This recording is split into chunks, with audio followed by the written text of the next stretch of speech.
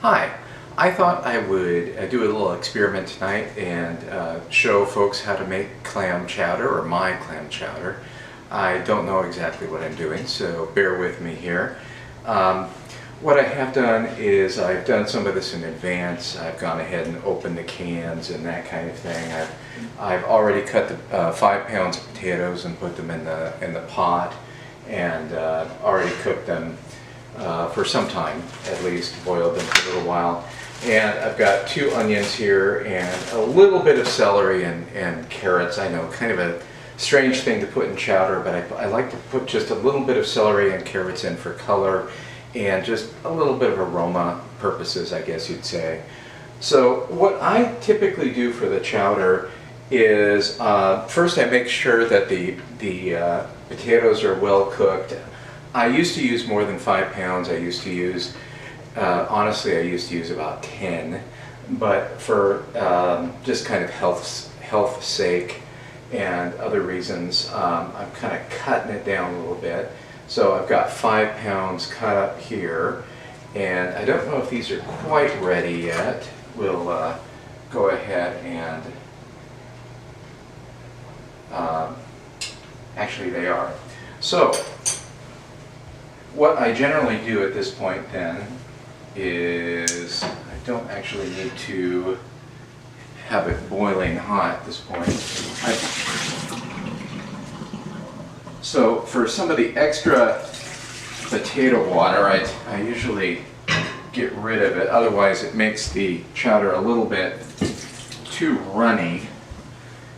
And I like the chowder really very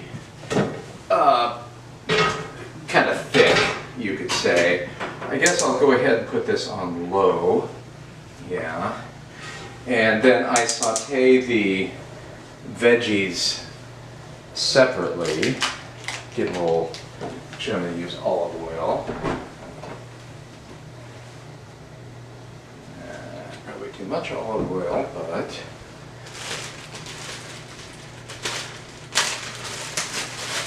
you know, may have gone a little bit overboard on the clams this time, but it is called clam chowder. So if you want to get kind of a jump start on the chowder, but you don't feel like making it at a particular time, you can always do this. You know, cut up things, get stuff prepared in advance, and just get it ready to go. I like to double bag the onions for obvious reasons, just for the smell in the kitchen. Now, as far as, since I've got the potatoes cooked down to the right texture, I guess I'm going to go ahead and add the clams at this point. Actually, what I have to add tonight is I've got 5 small cans of the shredded or chopped clams, and then I've got an extra thing of clams as well, whole baby clams that I did. And then I usually add 1 small thing of canned salmon, and then some scallops also. So, and then I tend to just cook the onions down just until they're about translucent, and just until that stage. And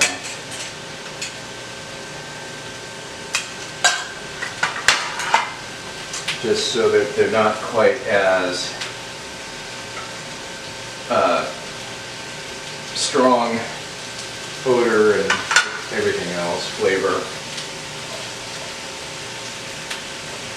And obviously the celery is not going to take as long to cook, and neither will the carrot. So I'll just put those in briefly. As far as the milk, I usually use whole milk. I've got a little bit of whipping cream here. I usually kind of play around with things as far as texture is concerned. So when we get closer in, to knowing what the finished result is going to be. Well, probably just a couple minutes here. I'll go ahead and start adding the milk. I usually want to bring everything to a full boil before I add the milk, all the meat. And of course I'm not going to be able to open that.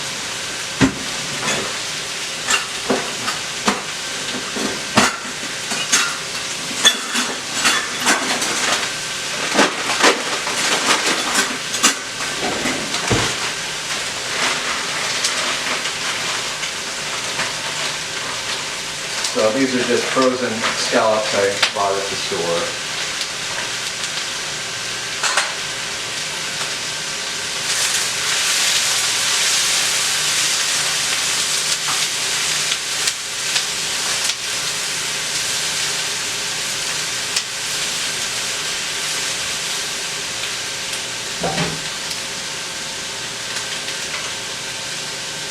If you're not careful, everything will go into one solid frozen clump, but break it apart pretty easily. Alright, so the reason I wait for everything to come to a boil before I add the milk is just to avoid scalding the milk, because that's the one thing you can do to a chowder that just destroys it. So these are actually almost ready.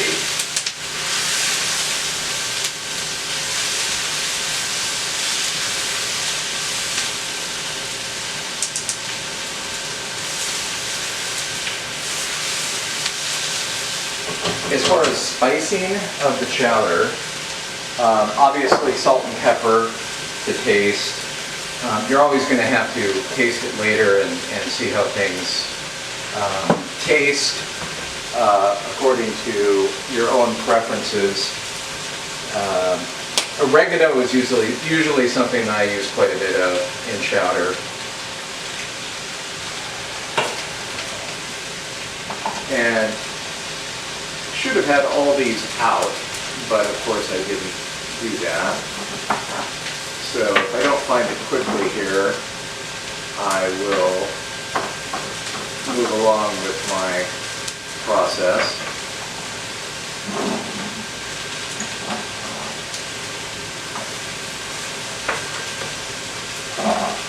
I was thinking tonight that a little bit of paprika might not be a bad idea, so I might use a little bit of that. Basil.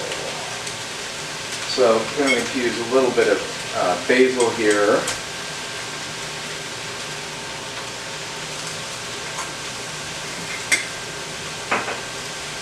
A little bit of paprika, not much.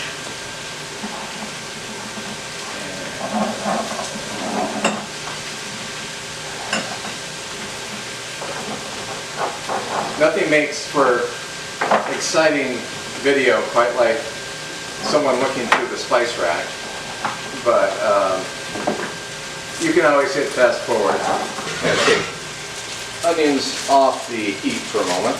Bay leaf, I'm going to put a couple of these in. Of course, obviously don't eat those. Those need to be taken out. And it's almost to the point of boiling on that one. Alright, now we're going to go ahead and spoon this mixture directly into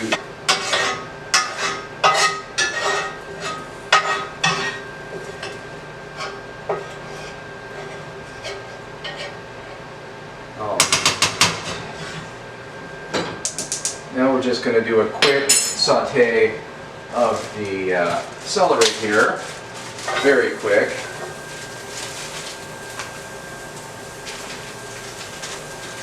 And the carrots. And like I said, those are mostly for color, purpose of color. And as far as celery, I just have kind of come to like the scent that adds to the chowder as a whole. Looking at my chowder, it's very heavy on the actual clams. I think that's a good thing, but it's a little different than my normal chowder. But I like it. So just waiting, like I said, waiting for this to come to a boil.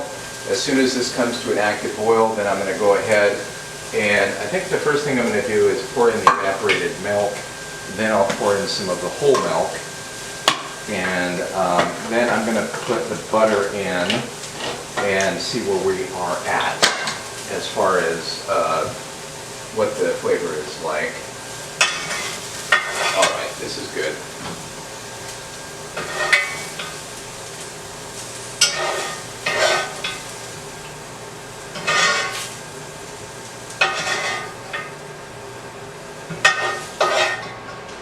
My wife likes to add peas to chowder.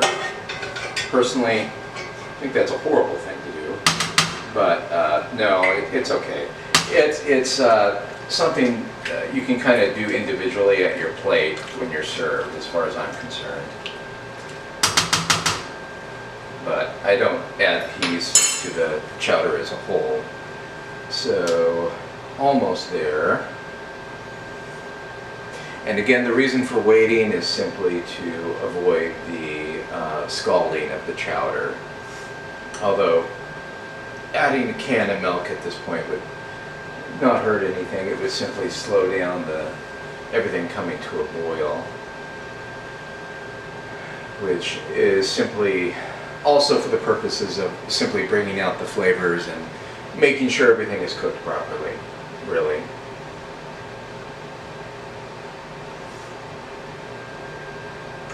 So I suppose if you wanted a Manhattan clam chowder at this point, you could use something else other than milk to finish this off. Different approach, but we've always preferred the traditional approach. This recipe basically arrives from my grandmother Helen Rand. Had it growing up in Yakima, Washington, and then I've just added things to it, mostly the clams and the salmon. Added those things to it over the years, and also just made a point to avoid adding the milk until the very end because of past bad experiences making the chowder. So, all right, at this point I'm going to go ahead and add the evaporated milk, which is not pouring out. So,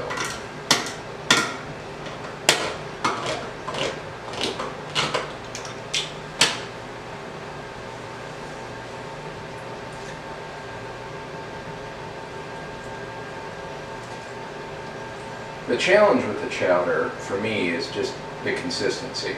You want the chowder to be creamy. You want it to have that creaminess, but you don't want it to be overly runny. And that's always a little bit of a challenge. So going with the condensed milk seems to be something that's a little bit helpful with that.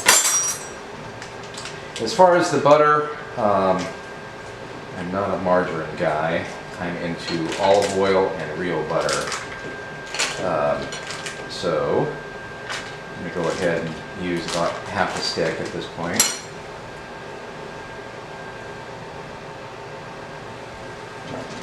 And I'm going to get the half gallon here ready to go.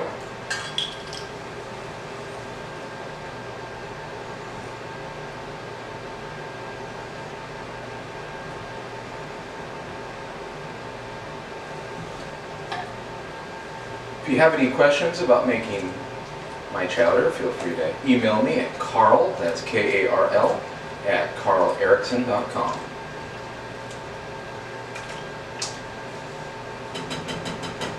Feel free to buy my children's books, To Pay Mice, Tristan's Travels, and my mystery novel, The Blood Cries Out. Had to put a plug in there. I'm going to give you a double for your money adventure here, and that is I am also on the side that sounds just lovely in a video. I'm making pretzels on the side here, and so I'm just going to start that process simultaneously. And the way I make pretzels, again, this is a bonus feature, no added cost for you, my listeners. I make pretzels, I begin them in my bread maker, and I use this recipe. I used part of a sourdough starter that I've had going for a while. Supposedly the sourdough originates, I think they said in Italy, but who knows. At any rate, I used a little piece of that, then some traditional yeast, and 3 cups of flour, some salt, an egg, of course water. It's a really simple recipe. I'll show you over there in a moment. And then what I typically do, I make a salt bath, and assuming I can find the salt, I will dip each pretzel individually into the salt bath. And after it's done with that, I will put them in the oven to bake and rise the rest of the way. Alright, so the chowder is looking pretty darn good at this point.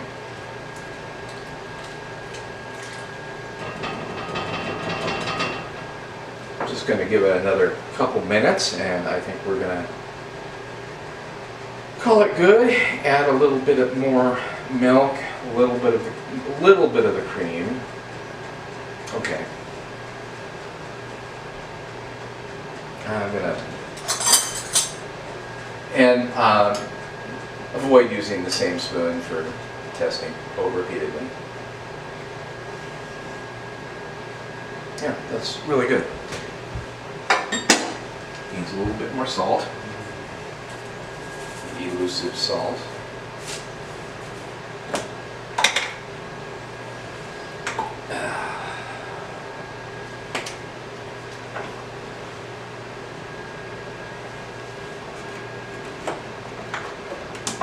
And of course, I'm so irritated I can't find the oregano, but be that as it may, we'll save that for another day. I'm going to add a tiny bit more butter here, and then I'm going to start working on the rest of the milk. So I'm going to add, I don't know, about a cup more of the whole milk, or probably more than a cup. Get that volume up.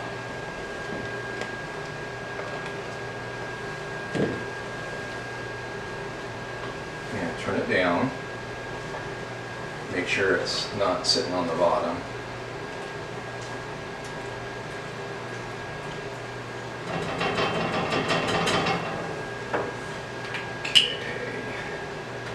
I'm going to add I'm going to measure this. I don't really want to go overboard with the heavy cream. So I'm going to use about 3/4 of a cup.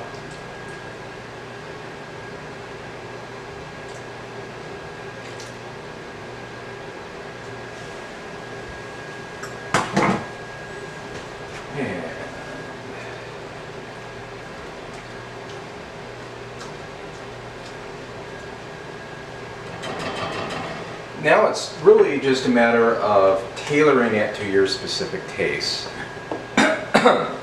So if you want more salt, less salt, more pepper, more oregano, you can adjust it as you wish.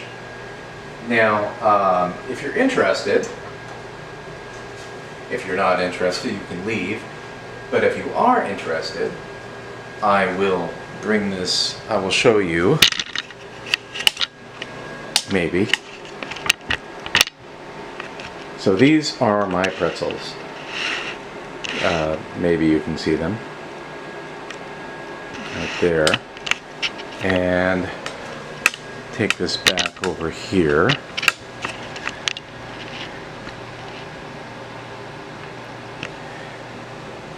And now, so what I'm going to do is wait for this to come to a full boil.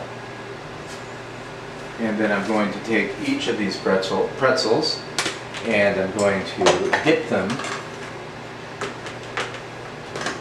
into the boiling water and then put them back on the tray.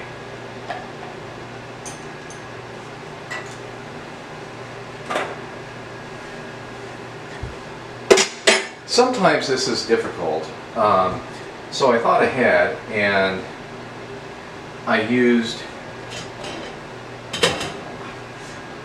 I sprayed this in advance, and hopefully that'll help make it a little easier to lift them off. We'll see.